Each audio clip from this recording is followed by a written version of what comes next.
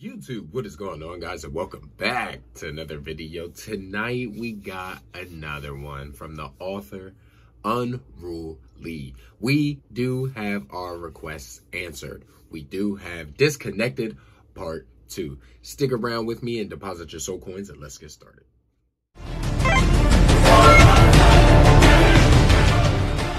All right, we are back. Like I said, this is Disconnected Part 2. 29 reads so far, 2 favorites. All right, nobody's commenting yet. Why are you guys not commenting? This is kind of weird. But let's hop right into this story.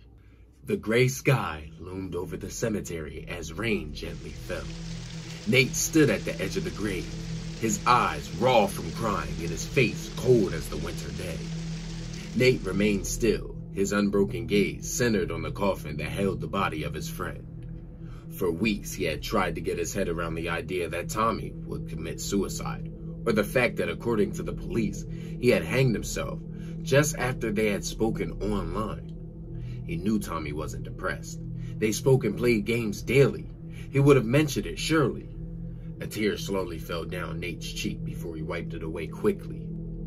"Nate," a voice said. Nate jumped slightly and turned to see who was talking. It was Tommy's sister, Grace. Somehow, she looked even more upset than him. "Sorry, I was miles away," Nate said. "Are you okay?" "Not really, but I doubt anyone is." That was a stupid question. Nate stands awkwardly, unsure what to say. "Do you believe it?" Nate said. "Believe what?" Grace said. "That Tommy killed himself." "That's what the police say." "But what do you think?" I think he was found hanging from a light with a cord wrapped around his neck." "But how?"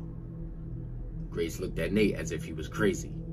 Maybe because his question was, "What do you mean, how?" "He was found hanging, but how did he do it?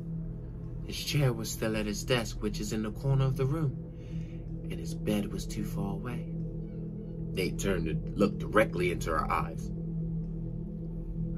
"How did he tie that cable around the light and get up to hang himself?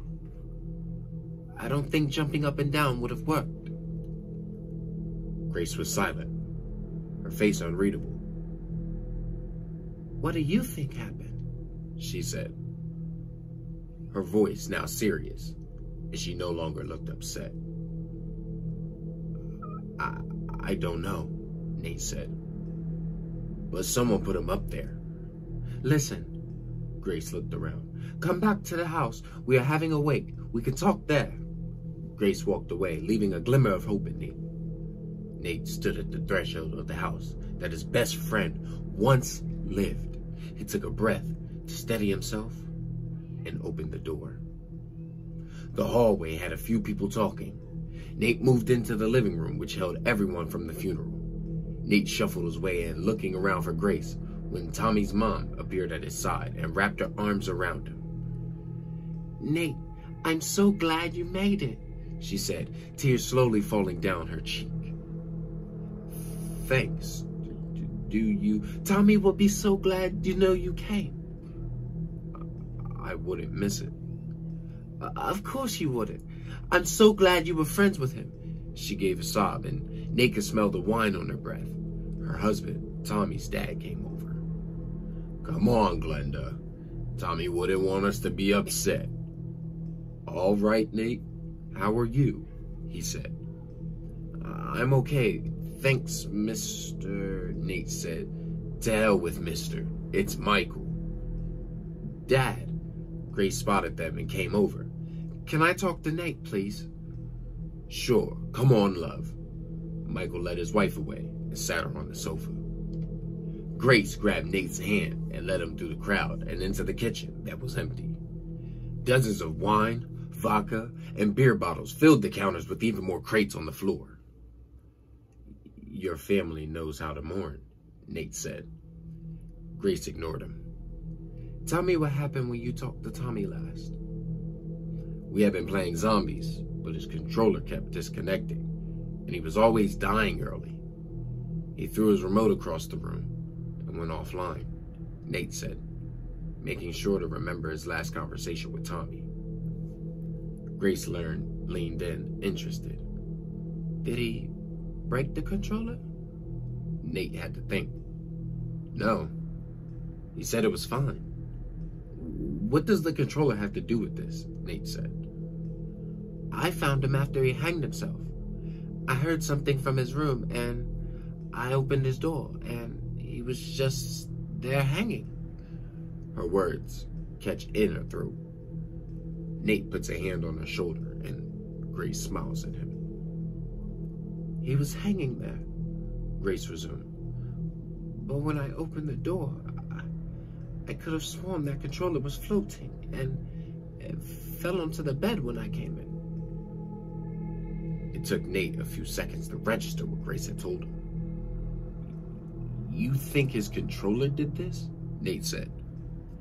I think a floating controller is something that is definitely suspicious. Have they cleared his room out yet? No. I'll make sure nobody goes upstairs as you check it out. Come on. Grace and Nate walked down the hallway to the stairs. Nate started walking up as Grace stood at the base of the bottom step. Nate slowly opened Tommy's bedroom door and looked in the room he first stepped in when he was 7. The air was musty and clear that nobody had been inside since Tommy had died. Nate walked over to the computer. Tears filled his eyes at the thought of his best friend sitting in the chair moments before he was hanged. He turned to the bed and just looked. Grace had told him. The controller was laying there in prestige condition. He looked at the wall, and a clear dent was present as well as a crack in the floor below it. He picked the controller up and tried to imagine it floating in midair, murdering Tommy. This is crazy, but if you're somehow able to float, then go ahead. Nate gently threw the controller up and it landed on the bed. He picked it back up and this time was angry. Of course you're just some stupid controller. Grace needs help if she thinks you're special. That's when the tingles started in Nate's hand. It started to get more intense too. Nate! Grace's voice shouted up and he dropped the controller. He made it to the door when Michael appeared at the top of the stairs. What are you doing? Michael asked, his face twisted in anger. I'm sorry. I just wanted to see his room one last time, Nate said. Michael's face softened.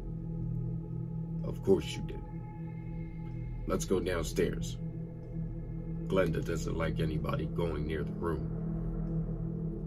With one last glance at the controller, Nate shut the door and glanced at his hands as he reached the bottom of the stairs. What happened? Grace asked. You're not going to believe this, Nate said. The sun had went down and the wait was over long ago. Michael and Glenda sat on the sofa watching TV. Grace walked in all dressed up.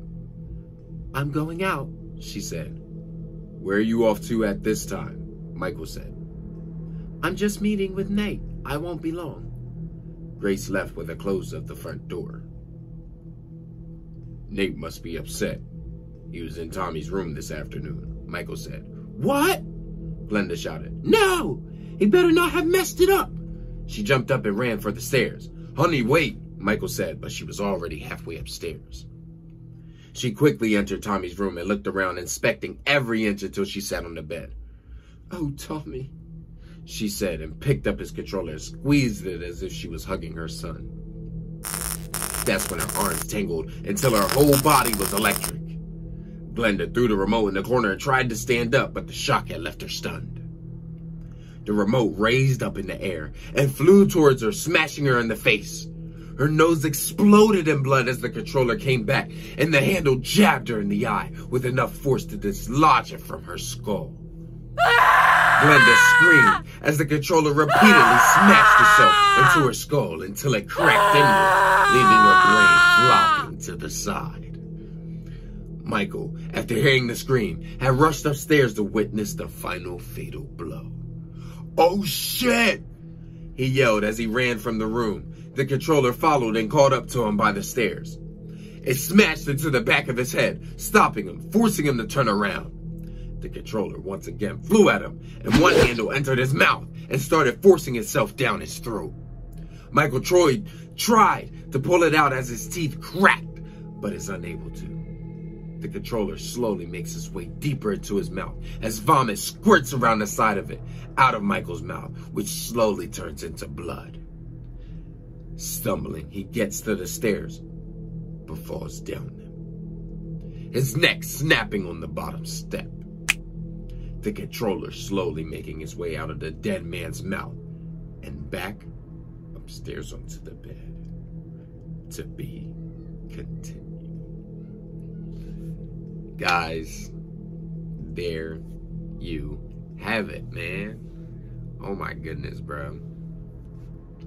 Disconnected Part 2, man. Disconnected Part 2. I know I make a little bit of mistakes and stuff, but this story, man, this story, beautifully put together. Thank you so much again to Mr.